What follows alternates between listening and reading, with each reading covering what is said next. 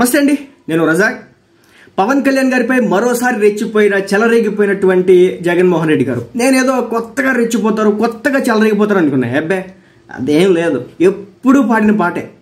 అయితే package star లేదంటే పెళ్ళిళ్ళు. కొత్తగా చెప్పిన మాట ఏంటంటే పవన్ కళ్యాణ్ని జనసేన పార్టీని బర్రె లెక్కతో కంపేర్ చేయడం. ఇది ఒక్కటే జరిగినటువంటి వింత విషయం. సో జనసేన పార్టీ కూడా అంత ఈజీగా వదిలిపెట్టలేదు. డైరెక్ట్ ఇప్పుడు జనసేన పార్టీకి సంబంధించినటువంటి అఫీషియల్ ట్విట్టర్ అకౌంట్కి ఒకసారి చూడండి. వరంగల్లో ఒకసారి మన జగన్మోహన్ రెడ్డి గారిపై అప్పుడు తెలంగాణ ప్రజలు చేసినటువంటి రాళ్ల దాడికి సంబంధించినటువంటి వీడియోతో పాటు నేషనల్ మీడియా ఏదైతే ఉందో వాళ్ళు కవర్ చేసినటువంటి విధానానికి సంబంధించి వాటన్నిటిని కూడా గుట్టు విప్పుతున్నటువంటి పోస్ట్ చేస్తున్నటువంటి పరిస్థితి. సో ముందుగా మనం జగన్మోహన్ రెడ్డి గారు మాట్లాడినటువంటి మాటల గురించి చూసుకున్నట్టయితే ముఖ్యంగా మూడు విధాలుగా తీసుకోవచ్చు. ఏంటంటే పవన్ కళ్యాణ్ని ఆయన వ్యక్తిగత జీవితాన్ని మళ్లీ తెరపైకి తీసుకురావడం. 2019 ముందు నుంచి ఇదే తీసుకొస్తా ఉన్నారు. పవన్ కళ్యాణ్ పెళ్లిళ్ళు, పెళ్లాలు, పంచాయతీలు.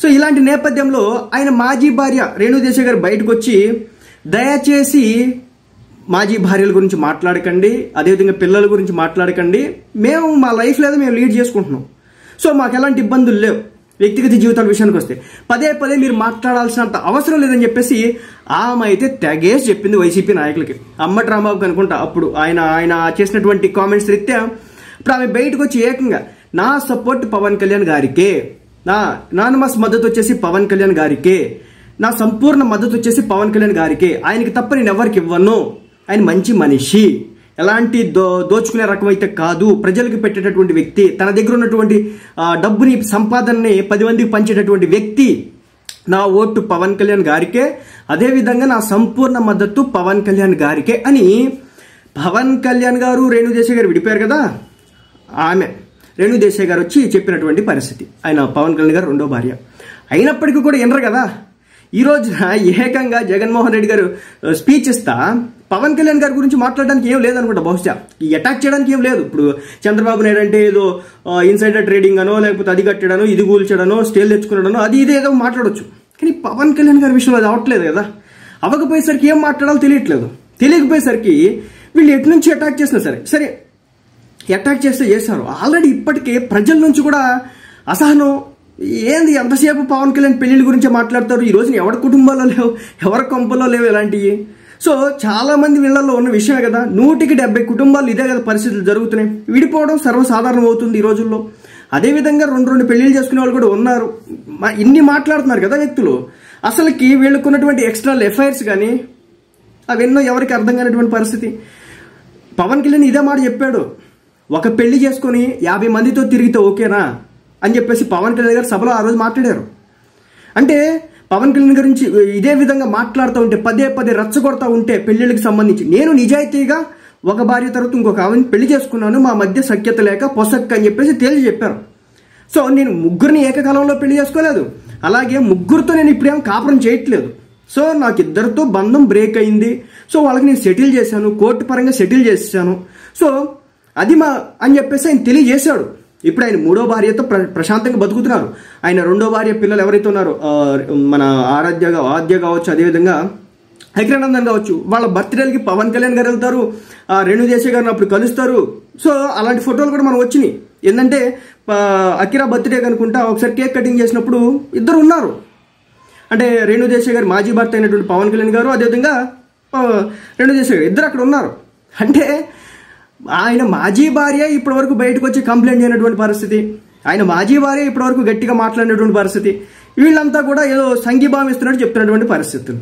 అంటే ఎలా ఉందంటే ఈ రోజున పరిస్థితి పవన్ కళ్యాణ్ గారిని తిట్టడానికి ఏమీ లేక, ఏ కారణాలు లేక నెగిటివ్గా ఇది చేసేటటువంటి ప్రయత్నం అయినా కానీ ఇది ప్రజల్లోకి వెళ్ళిపోయింది. ఎన్నేళ్ళు తిడతారు ఈ విధంగా, వాళ్ళ వ్యక్తిగత జీవితాలు కుదరలేదని చెప్పేసి రేణుదేశాయ్ గారు చెప్తున్నారు, అదేవిధంగా పవన్ కళ్యాణ్ గారు చెప్తున్నారని చెప్పేసి జనానికి అర్థమైపోయింది. అయినా పెళ్లిళ్ళు అని చెప్పి పక్కన పెడతారు. ఇంకా ప్యాకేజ్ స్టార్ అంట. అదే ప్యాకేజ్ స్టార్ అయితే డబ్బులు ఉంటే కనుక ఈ రోజున ఒళ్ళు వంచి సినిమాలు చేయాల్సిన పరిస్థితి ఏమి, రాజకీయాలు చేయాలి కదా.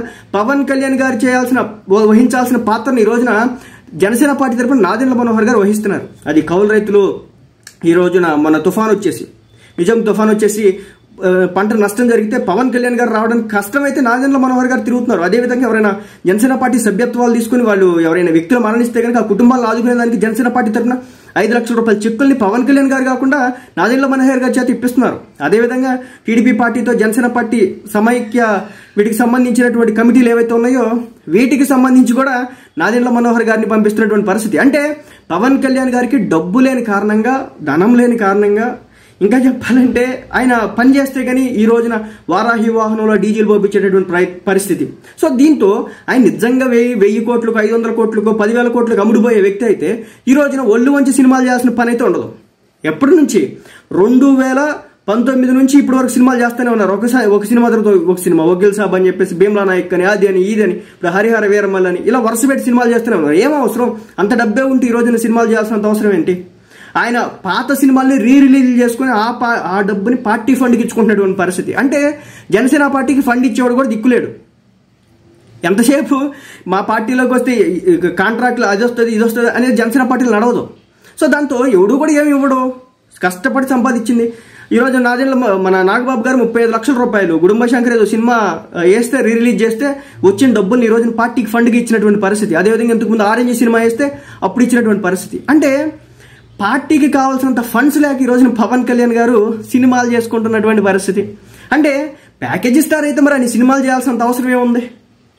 పైగా ఈయనదో బాగా దగ్గర కోట్లు ఆస్తులు డబ్బులు ఉన్నట్టు కౌలు రైతులు భరోసా అని, అధికారం లేకపోయినా గెలిచిన ఒక్కడు పోయినా ఈయన పోటీ చేస్తే 2 చోట్ల ఓడించిన ఈ ప్రజల కోసం ఈయన ఆ కౌలు రైతు భరోసా యాత్ర అని, మత్స్యకారులకి బోట్లు కాలిపోతే తలోకి 50 అని చెప్పేసి అదొక 30 లక్షలు. అదేవిధంగా ఏ ఊరికి వస్తే వాళ్ళకి పంచడమే, ఒక పక్క సంపాదించుకుని ఇంకో పక్క పంచుకుంటే వెళ్దాం.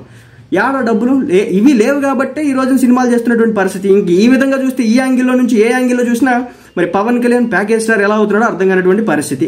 బరేలాకుతో కంపేర్ చేయడం అండి. సో ఈ కంపేరిజన్ చేసిన తర్వాత నేను కూడా షాకే అనమాట. ఎందుకంటే టీడీపీ పార్టీ, అదేవిధంగా వైసీపీ పార్టీ, మిగిలిన పార్టీలన్నీ కూడా తెలంగాణలో పోటీ చేసి పవన్ కళ్యాణ్ ఒక మాట అంటే దానికి ఒక అర్థం ఉంటుంది. అంటే జగన్మోహన్ రెడ్డి గారు వైఎస్ఆర్సీపీ పార్టీ తెలంగాణలో పోటీ చేసి అక్కడ నిలబడి ఒక మొత్తంలో ఓట్లు తెచ్చుకొని, అంటే జనసేన పార్టీ కంటే ఎక్కువ ఓట్లు తెచ్చుకొని, అంటే ఆ నోటా కంటే తక్కువ ఓట్లు అంటున్నారు కదా, ఆ నోటా కంటే ఎక్కువ ఓట్లు వీళ్ళు తెచ్చుకొని నిలబడి ఉంటే కనుక ఈ రోజున వీళ్ళ మాటలకి వాల్యూ ఉండేది, వర్త్ ఉండేది. కానీ లేదు కదా, ఈ రోజున వీళ్ళు ఎవరు కూడా పోటీ చేయలేదు. ఎక్కడి దాకా ఎందుకు షర్మిల గారు తెలంగాణలో 2 సంవత్సరాల క్రితం పార్టీ పెట్టారు, వైఎస్ఆర్ టీపీ అని చెప్పేసి, వైఎస్ఆర్ తెలంగాణ పార్టీ అని చెప్పేసి. ఎగ్జాక్ట్గా ఎలక్షన్స్ టైంలో వాళ్ళకి ఒక సింబల్ కూడా వచ్చింది. ఆ సింబల్ కూడా వచ్చిన తర్వాత ఆమె పోటీ చేయకుండా కాంగ్రెస్ పార్టీకి మద్దతు ఇచ్చినటువంటి పరిస్థితి. 3000 కిలోమీటర్ల పాదయాత్ర చేసినటువంటి పార్టీ పెట్టి నాయకులను ఏర్పాటు చేసుకొని నిలబడకుండా ఆమె వెళ్ళిపోయినటువంటి పరిస్థితి. ఇక వైఎస్ఆర్సీపీకి తెలంగాణలో బేస్ ఉంది, ఖమ్మంలో బేస్ ఉందని చెప్పేసి చెప్తున్నారు కదా. మరి అంత బేస్ ఉంటే మరి పోటీ చేయొచ్చు కదా, నిలబడవచ్చు కదా, అభ్యర్థులు నిలబెట్టవచ్చు కదా, జనసేన పార్టీ అభ్యర్థుల కంటే ఎక్కువ ఓట్లు తెచ్చుకోవచ్చు కదా, ఆ తర్వాత మీరు విమర్శించవచ్చు కదా అనేది జనసేన పార్టీ నాయకుల యొక్క మాట. మీరు అసలు పోటీకే దిగలేదు, మీరు అసలు రణరంగంలోకే రాలేదు, మీరు అసలు ప్రచారాలే చేసుకోలేదు, పైపెచ్చు మీరు వచ్చి మమ్మల్ని విమర్శించడమా? ముందు మీరు రండి, మీరు వచ్చి మీరు కూడా మీ సత్తా ఏంటో చూపించండి, మీరు కూడా 4 ఓట్లు వేయించుకోండి, ఆ రోజున మమ్మల్ని వచ్చి విమర్శించండి, 100 కంటే ఎక్కువ వచ్చినా తక్కువ వచ్చినాయి అని. అంతే తప్ప దమ్ముగా పోటీ చేసాం, నిలబడ్డాం, రూపాయి పంచలేదు, యువకుల్ని నిలబెట్టాడు, ఎలాంటి రాజకీయ బ్యాక్గ్రౌండ్ లేని వ్యక్తుల్ని నిలబెట్టాడు, ఎలాంటి డబ్బును పంచినటువంటి వ్యక్తులు నిలబెట్టాడు. సంపత్ నాయక్ అనే వ్యక్తిని మీరు చూసే ఉంటారు కదా, మన వైరా నియోజకవర్గంలో నిలబడ్డాడు. ఏముంది? ఏమి లేవు. ఉండటానికి సరిగా ఇల్లు కూడా, ఆ ఇంటిని చూసిన తర్వాత నేనే షాక్ అయ్యా. అసలు ఈయనకి డీజిల్, ఆ బండిలో ప్రచార వాహనంలో డీజిల్ పోయించుకోవడానికి డబ్బులు ఉన్నాయా లేదా అనే స్థాయికి వచ్చింది. సో అలాంటి అభ్యర్థులు నిలబెట్టినటువంటి పరిస్థితి. మరి ఎట్లా ఈ రోజున డబ్బు లేకపోతే రాజకీయం లేదు, వీళ్ళ దగ్గర డబ్బులు ఉండవు, మరి ఎట్లా? సో జనసేన పార్టీ అట్లీస్ట్ పోటీ చేసింది. బరేలాక కంటే ఎక్కువ ఓట్ల తక్కువ ఓట్లు అంటే కూకట్పల్లి దాదాపు 38,000 ఓట్ల దాకా అయితే వచ్చినాయి కష్టపడినందుకు. మిగిలిన నియోజకవర్గాల్లో పవన్ కళ్యాణ్ గారు తిరగల. ఎందుకు తిరగలేదు? ఆంధ్ర రాజకీయాలకు సంబంధించి ఫ్యూయల్ పోయించాలంటే డబ్బులు కావాలి, మరి ఆ డబ్బులు కావాలంటే సంపాదించాలి. మనకి ఎవడో ఉచితంగా ఇచ్చేవాడు ఎవడో లేడు, పార్టీ ఫండ్ ఎవడెవడో. సో ఆయనే కష్టపడి సంపాదించిన డబ్బునే పెట్టాలి. కాబట్టి ఇక్కడ తిరగడానికి కూడా టైం లేక ఆయన సినిమాలు చేసుకున్నటువంటి పరిస్థితి. ఎక్కడో 4-5 రోజులు 4-5 సభలు నిర్వహించాడు అంతే, అంతకుమించి ఏం చేయాల. లెక్క ప్రకారం 1 వారం 2 వారాలు 3 వారాలు లేదంటే 1 నెల రోజుల ముందు నుంచే పవన్ కళ్యాణ్ గారు గ్రౌండ్ లెవెల్లో ఉంటే కూకట్పల్లిలో ఏ విధంగా అయితే ఒక లెవెల్ ఓట్లు అయితే వచ్చినాయో అదేవిధంగా మిగిలిన నియోజకవర్గాల్లో కూడా వచ్చుండే. కానీ రాకపోవడానికి రీజన్ ఏంటంటే పవన్ కళ్యాణ్ అసలు మిగిలిన నియోజకవర్గం అసలు తిరగలే ఎక్కడా కూడా. అది పరిస్థితి. సో పవన్ కళ్యాణ్ గారి దగ్గర ఇప్పుడు అంగబలం ఉన్నా అర్ధబలం లేదు.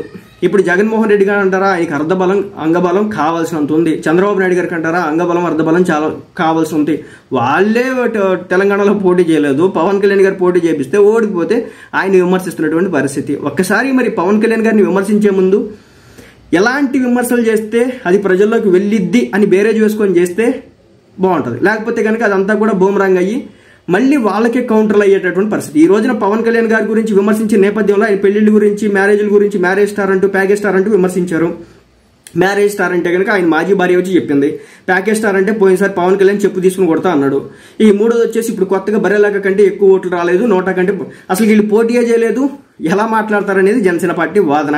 దానికి తోడు తెలంగాణలో వీళ్ళకు ఉన్నటువంటి బేస్కు సంబంధించి Janasena party official Facebook, Twitter పేజెస్లో ఆనాడు జగన్మోహన్ రెడ్డి గారు వరంగల్ వెళ్తే వేసినటువంటి, వరంగల్ మేబీ తెలంగాణ అయితే ఎంట్రీ ఇస్తే ట్రైన్లో నుంచి రాళ్ళు ఇసిరేసినటువంటి పరిస్థితి. సో దానికి సంబంధించినటువంటి విజువల్స్, వీడియోస్ అన్నింటినీ కూడా జనసేన పార్టీ బయటపెట్టినటువంటి పరిస్థితి. మరి ఇవన్నీ కూడా బూమరాంగ్ అయ్యే విధంగా ఉన్నాయి. అంటే పవన్ కళ్యాణ్ గారిని కౌంటర్ అటాక్ చేయాలంటే కొన్ని పాయింట్స్ అయితే కావాలి. మరి వాళ్ళకైతే ఏం దొరికినట్టయితే ఏం కనిపించలేదు. ఈ విధంగా పర్సనల్ అటాక్, పర్సనల్ అబ్యూజ్ అయితే జరుగుతుంది. చూడాలి మరి ఇలా ఎంతకాలం చేస్తారు.